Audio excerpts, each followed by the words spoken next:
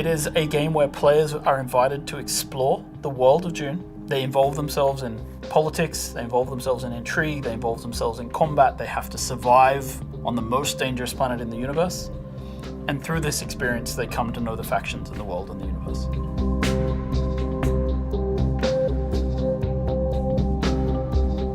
So when Dune Awakening begins, you are a castaway on the planet in the deep desert, and all you have is a knife that you've made out of scrap metal. And you need to creep into enemy camps and knife them in the back and steal the water from their steel suits. By the end of the game, perhaps you're running a guild. You have a fleet of vehicles, ornithopters flying in formation, sandbikes cruising across the desert beneath them, tanks kicking up a cloud of dust as you drive to a spice blow in the distance in order to harvest with your guild.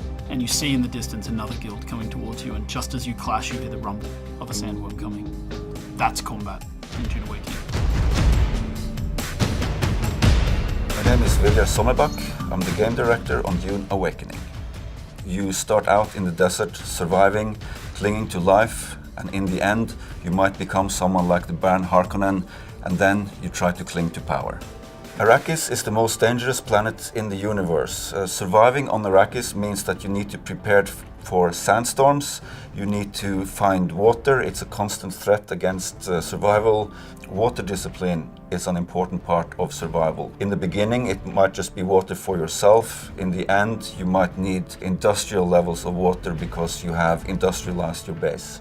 And the storms are an important part of survival as well. You have to find shelter in the beginning, you have nothing to your name. After a while you will have a base, and then you will build a bigger base so that doesn't become as important. But then you always have to go out in the desert and make sure that you can compete against the desert. In the end, you might even be riding the storms of the desert to actually gain access to unique resources. But you always need to return, and every time you go out, you have to be careful of the worm. Because if you get caught by the worm, there will be nothing left of you, and you will leave nothing behind. With Dune, we have a particular focus on a style of combat that we like to call combined arms, and it takes all of the elements that players would expect from the books and the movies, and it puts them together in this great chaotic kind of experience. So we have vehicle combat, we have abilities that you might see in the great schools in the Dune universe, we have melee combat, and we have range combat, and all of these things work together to create both player versus environment, PvE kind of combat, as well as massive PvP battles for players to participate in. And it's the combination of these things that really makes it feel like sandbox combat, where players have the ability to, pick their loadouts and see how they go into battle. We have a broad spectrum of combat capabilities. We have melee weapons like knives and swords. We have range weapons. Then we have ground vehicles and air vehicles. They all come with configurable capabilities like las guns, rockets, miniguns, things like that. You will be fighting on foot, you'll be driving vehicles, you'll be flying in ornithopter, and it all comes together there. The more coordinated you are, the better it is, the better prepared you are, the better it will be. If you're playing with someone for the first time or you didn't prepare properly, it will be chaotic, but if you prepare, if you coordinate, then you will perform with lethal efficiency. So, the world of Arrakis is full of political intrigue, and we have this fantastic concept from the stories called Canley. And Canley is basically the rules of engagement. It's this thing called the Great Convention that defines areas of the world where players are allowed to interact in different ways. So in Dune Awakening, players will have different areas of the world that are enabled for example, full player versus player combat, and areas that are safer and that are patrolled by Sardaukar troops and kept safe. And so players really have this sort of free opportunity within the sandbox to find the locations where they can fight with each other, or to stay in the locations where they're safer. Right? And that's up to the player and how they want to approach the game. In Dune Awakening, we've got many different types of weapons from across the universe, drawing upon the books and the movies. We have las guns, mauler pistols, we have scatter guns, pellet guns. In addition, we have all of the sort of melee weapons you'd expect to see, cryst knives and kinjals and short swords and rapiers. And in addition to that, of course, we also have abilities that players can learn through the great schools of the universe. such as Mentat abilities or Bene Gesserit skills. You can fight other players wearing Holtzman shields. There's a system involved where people will want to get close because the slow blade penetrates.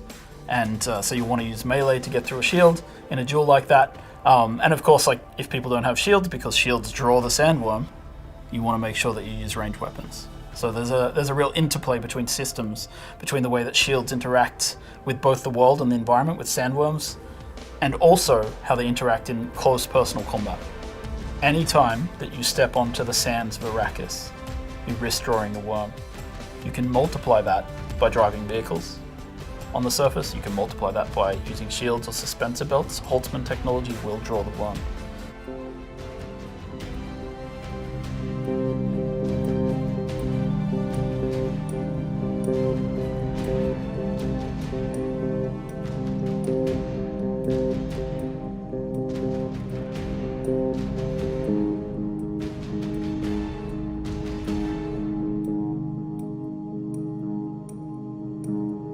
Dune Awakening is built upon a foundation of 5 pillars. Survival, which is obviously everything you'd expect to see in a survival game. It's water discipline, it's the surviving the sandstorms that sweep across Arrakis. Then we have politics and intrigue, which speaks to the faction gameplay of the game. It's about, siding with one of the factions, thinking about how they work together, perhaps assassinating members of the other factions.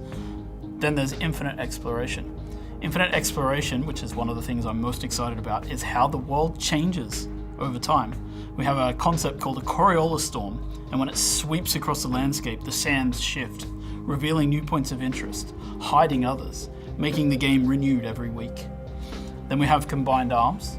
Combined arms is our combination of vehicles, melee combat, range combat, and abilities all working together to create a seamless sandbox combat experience. And finally, we have expression and customization, which is really more than just talking about like the visual expression and customization, which of course we have armor sets and clothing and a robust character creation. But in addition to that, it's really about play the way you want to play. I have a dream. It starts in the desert. You cling to life. You find others, friends. You wander the dry, dirty streets of civilization. In the ancient halls of the testing stations, you find answers. You seek the secrets of the ever-shifting sands. Spice.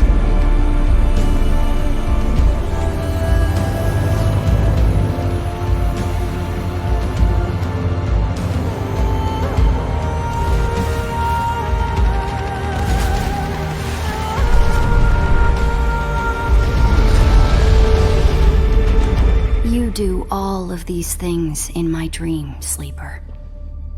I am terrified of what happens when you awaken.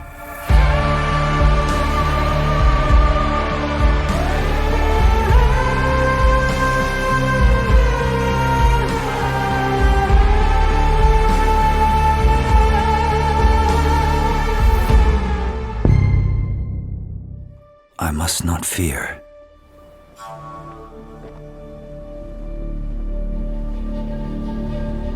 Fear is the mind killer.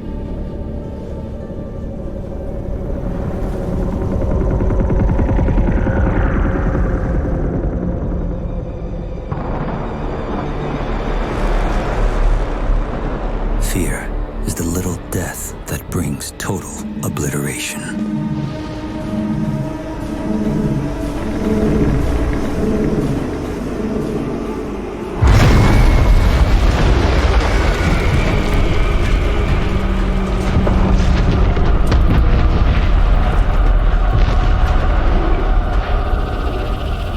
Face my fear. I will permit it to pass over and through me. And when it has gone past, I will turn the inner eye to see its path. Where the fear is gone, there will